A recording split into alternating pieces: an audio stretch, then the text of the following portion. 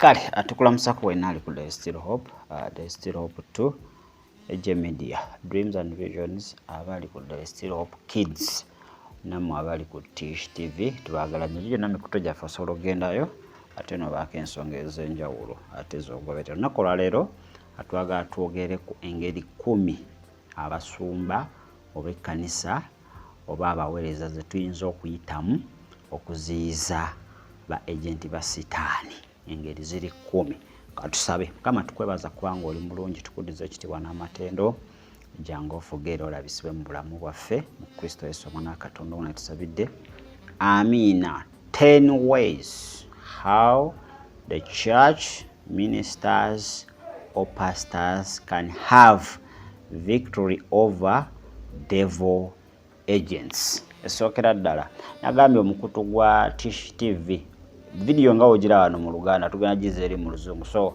oba oyagala omuntu yenna ategeere ku kino link gisabe oba ita ku namba zaffe eza bulijjo. So number 1 method, understand the enemy.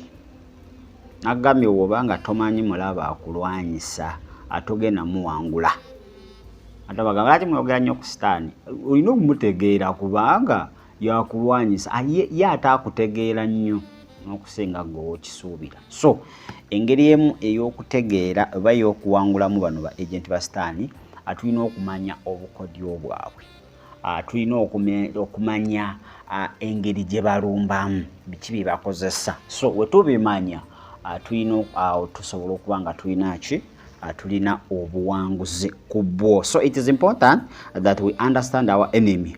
We need to know what he is about to do, his limitations and the various ways in which he works.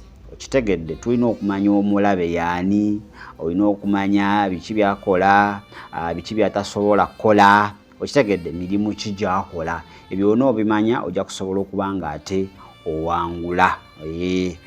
Befeso 6:11 kijja kusobozesa okuba nga oteekako ebyokulwanyisa byonna eby'omwoyo. Point number 2 oba engeri number 2, you have to know his methods. His methods olina okumanya enkola ze, engeri gy'akolamu ebintu. Olina okumanya omulabe we ebadde namba 1. Ekyokubiri olina okumanya enkola gy'akolamu ebintu. So buli wootamanya sitaani engeri gy'apangamu obukodyo bw'ogenda bugwamu. Buli wootamanya mitego gy'omulabe sitaani engeri gyagipangamu mingi ogenda gigwamu oyagala toyagala. Then point number what? Ojja kusoma Befeso 2:21. Point number 3 oba engeri y'okusatu gye tuyinza okuba nga ate tuwangulamu bano ba agent ba sitaani olina okuba nga you test the spirits. Test the spirits. Kuba bajja kujja bagaye Mukama yatugambye bajja kugira mu linnya lya Katonda. Okitegeera bajja kuteeka ba agents mu kanisa baleete ebirooto baleete ki. So olina okuba nga oli musumba ajjuziddwa omwoyo. You test the spirits. Omanye nti guno omwoyo ogwogera gwa bwa Katonda oba nedda. Ekizibu nti oluusi bajja n'ebintu ebikyamusa, bajja n'ebintu ebiglitaringa. Ffe we tubiraba tetutawana na kubuuza ki, tetutawana na kubuuza Mukama. Tugenderawo direct ne tukkiriza bye batukoze ki, bye batugambye. So believers have a responsibility to test the spirits. Oba gobadde tokimanyi, you have the responsibility. Oteekeddwa okugezesa n'omanya mwoyo ky'onaayogera. Oba ono omuntu ayogera ajjidde mu mwoyo ki. 1 John chapter 4 verse 1. 1 John chapter 4 verse 1. Then point number 4. Be what? Actively watching. Be actively watching. Bano ba agent ba sitaani balina obukodyo bungi. Wozibiriramuko woti pa bakuyiseeko dda. So olina okuba nga oli actively, not watching. Don't be just watching but actively. Omuntu ali actively watching yaliwa ng'alina n'ebikolwa ebiraga. Actively watching, osoma ekigambo, osoma Bible, that's the kigambo, osaba ogendako mu kusiiba. Kitegedde weekenneenya embeera n'ogizaako mu nsi y'omwoyo ebirooto ng'obitegeera era tobitegeera tokyaloota na kuloota. Twabakolera channel tubabuulire temwagagenda giraba Dreams and Visions. Okitegedde? So olina okuba nga oli actively watching. Wonoobeera just watching nga toli active. Oli active leero enkya toli active, leero olaba, leero enkya tolaba, sitaani ajja kuba nga abakuba ekyoto leero mwekiri service ye enkya tekiriwo mugulawo ku Sunday looka abegayizi babeerawo wiiki eno baddamu mwezi gujja.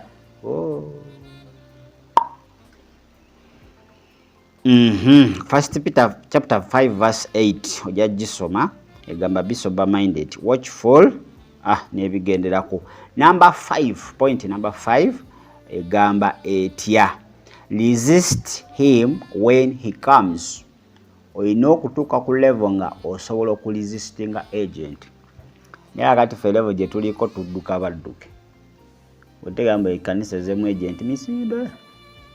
Omuweereza otegera nti agent misinde.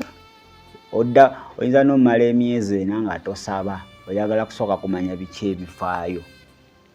So tulina ekkanisa kasita zitegera nti waliwo agent wasitaani aze mu church. Mama awo we basibira baniye buli ssaawa baniye musabe twalumbiddwa agent ne balangirira ebisiibo ne batandika awo muba muli mu kutya. Fine bye mukola birungi naye ate muli bikolera out of fear. Okutya kukoze ki? Okutya kuba kubambadde. Buli we mwambalibwa okutya akitegeeza omulaba aba balinako enkizo wadde bye mukola byandibanga bisobola omukosa naye mubikolera mu kutya ate awo tewali kye mugenda mukwatako. So the Bible tells believers to resist the devil. Resist. Olina okuyimirira nomanya otegedde enkola ze, otegedde omulabe. Manye zino methods olina zinotambula mu mitendera. Otegedde omulabe, otegedde enkola ze, okitegeera buli kimu ogenze mu mitendera. Kakati you have to stand and resist. Neba meka mu abadduse ba agent. Ne baba balimba ngoli alima mugundi agent misinde. Chache taddamu kusaba asigala waka. Twalumbibwa agent kanzira mbeere waka. Ewaka gy'obeera ku TV agent mulamba ali awo akuba tokimanyi. Okitegedde? So be subject therefore unto God, but resist the devil and he will flee from you. James chapter 4 verse 7. Resist the idea of withstand or to stand on ground by standing our ground. Satan can be overcome. Kakati point number 6 egambe etya, realize weak areas. Gwatanaba kuwuliriza points zino points zijja kukolera singa ziri ze natandika impact katuli episode ya kuna zize natandika ezigamba nti engeri Sitaani gyalumbamu ekkanisa. Twagamba through strongest and weakest point. Kakati ndowooza wano bakugamba realize the weak points. Tuula wansi omanyi obunafu we buli. Ekkanisa bwe yali esaba nga tekyasaba awo manya Sitaani wagenda oyitira. Okitegera? Ekkanisa bwe banga ina kyeyalekwa nga ekyoto kyalingawo kakati mu mwezi kibaawo lumu naye nga kyali kya buli week manya Sitaani awo agenda okufunira ki? Opportunity. Kakati you have to realize. You have to realize the weak areas. So every human being has areas in their life in which they are vulnerable. Satan knows these areas.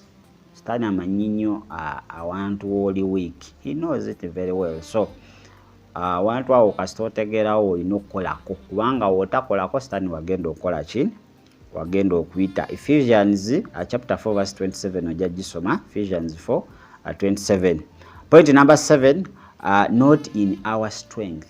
Yonkuru, not in our strength.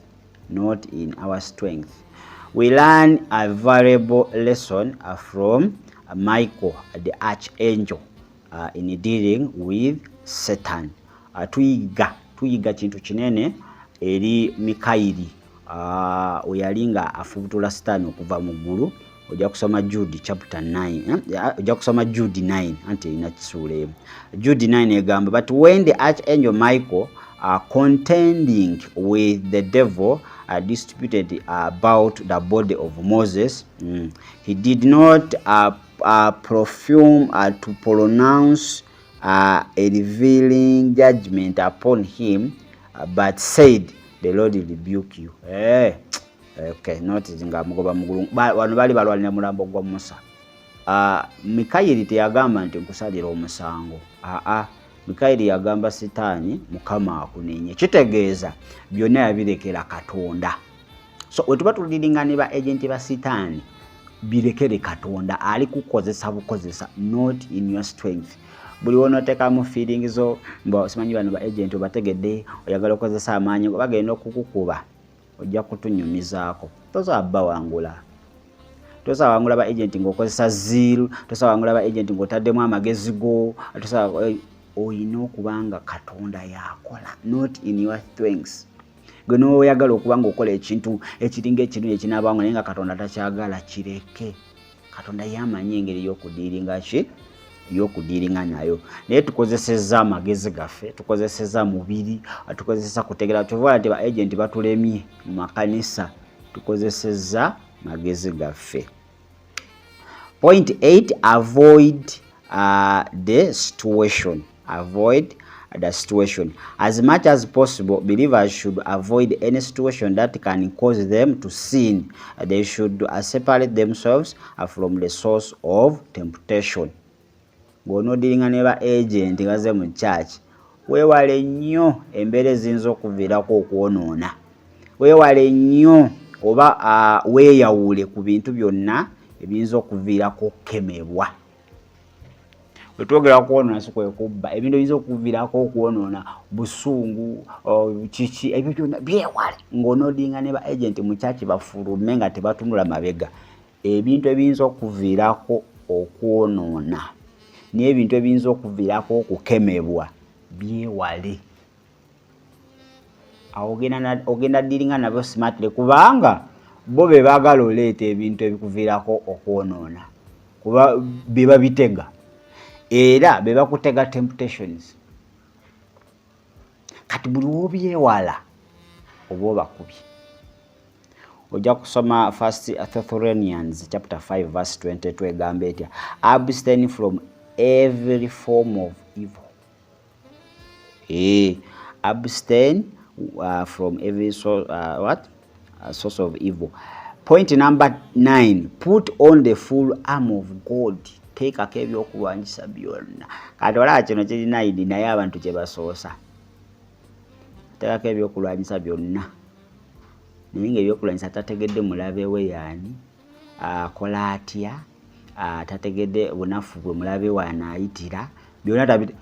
Ennaku zino kati tuve eno buvi byakulwanyisa bongo teekako ng'olumba mu busungu ozooyomba abaana ewaka olesa obavumya embwa biki byonna. Omwami olesa omuwala buddooti ku mizigo bakutenda kati mboze kuba Sitaani. Kati biri byosooka obikoleko wano tekeka ebyokulwanyisa. Zino methodi za mitendera oza ndizikuwa mu mitendera siri kuzimikisinga. Ati gonozimikisinga tezijja kukolera. Protocol has to be observed. Okitegedde? The believer's authority over unseen realm by putting on the spiritual armor that God has provided. Olina obuyinza mu nsi etalabika gye tuyita ey'omwoyo ng'oteekako ebyokulwanyisa byonna Katonda byakoze ki byakuwadde. Ojja kusoma Ephesians chapter 6 verse 12 to 13. The armor consists of spiritual realities that believers need to address every day. By daily surrendering ourselves to the Lord and placing our faith in Him, we can take advantage over those spiritual reality because it is spiritual battle in which we are fighting. The Bible says, 2 Corinthians chapter 10 verse 4. Okitegedde? Ebyokulwanyisa eby'omwoyo byonna olina okuba nga obikozesa buli lunaku nga weewaayo, you surrender, nga weewaayo eri Katonda, ng'era oteeka okukkiriza kwo mu ye. So ebyokulwanyisa olina okubeera nabyo every time. Si nti aye kakati kangende kanyambala ebyokulwanyisa. Buli saa nyambala ebyokulwanyisa, olina okubeera nabyo buli saawa. Naye ffe ekyo tukyagala nyambala ebyokulwanyisa mu linnya erya Yesu, Omwana wa Katonda omulamu, era mbyambadde, manya mbyambadde. Kale ate ebyokulwanyisa ndowooza obimanyi bingi. That's all. Maintain constant communication with God. Ebyokulwanyisa mu the element of salvation, tulinamu the shield of faith, n'ebintu ate ebirala. So point endala, you have to maintain constant communication with God. That's point number, I think, 10. Olina okuba nga okwogerezeganya ne Katonda kwa buli lunaku, kwa buli saawa, si lwa Sunday lwokka, si lwa nga ofunye bizibu, si lwa nti ng'ogenze ku church. Buli saawa, buli woli, everywhere, communicate with God. We are also told to constantly be in prayers, prayer to God. Okay, n'okubanga buli saawa oli mu kusaba, okusinza kuba Abefeso 6:18. Point number 11, realize whose family you are part of. Kikulu ng'onowangula Sitaani oba agent be, olina okumanya ova mu kika ki. Whose family are you? Bible ekitugamba nti buli ekyo ekizaalibwa Katonda kiwangula ensi. Everyone born of God overcomes the world. This is the victory that has come, overcome the world, even of our faith. Olina okumanya ova mu family ki? Nva mu family y'abawanguzi ya Kristo Yesu. Nti ate Sitaani ava mu family y'abawangulwa. Akati buli womanya nti ova mu family y'abawanguzi, then you have to overcome. Oba mugumu, obuwanguzi n'oba tonnababulabako, omanya buli mukubo bukola ki? Bujja. You don't lose, you don't faint on the way. You have to persist. Olina okuba nga weeyongerayo paka. Point esembayo, I think, last but not least, rest in God's promises. Rest in God's promises. Yeah, we need to rest in God's promises, on the promises of God. Satan has been overcoming, and the victory is ours. No, not overcoming. Satan has been overcome, and the victory is ours. So Satan yawangulwa obuwanguzi bwaffe, kati olina owummulira mu bisuubizo bya Katonda. Ebisuubizo bya Katonda biri weewaawo era weewaawo. So buli w'omulira mu bisuubizo bya Katonda, omulabe ne waagezaako atya, ne waakutega ebyenkanawa, ne walaga nti embeera mbi, obuweereza tebugenda mu maaso, gwe Katonda yakusuubiza. Buli omu alina Katonda kye yamusuubiza. Kati gwe Sitaani n'ojja n'ebistatement byo ne woleeta embeera eyenkana etya, nze mba mpummulidde mu bisuubizo bya Katonda. Kale tetugera kubanga tusukkakaawo, zezengeri ziringa 12 oba 13 zenkuwadde zoyinza okuba nga ate owanguliramu ba agent b'omulabe Sitaani. Ojja zisanga ku mukutu bagweta Tish TV, gwe atategera Luzungu oba gwe alina muno atamanyi Luzungu, atategera Luganda mu nsonyiwe. Naawe alina muno nga tamanyi Luganda nga wali agadde awulire ku mbeera oba awulire ku bubaka buno, osobola mu forwardingira ate channel eyo oba osaba link. Mbagaza olunaku olungi, beere bulungi, mwiraba.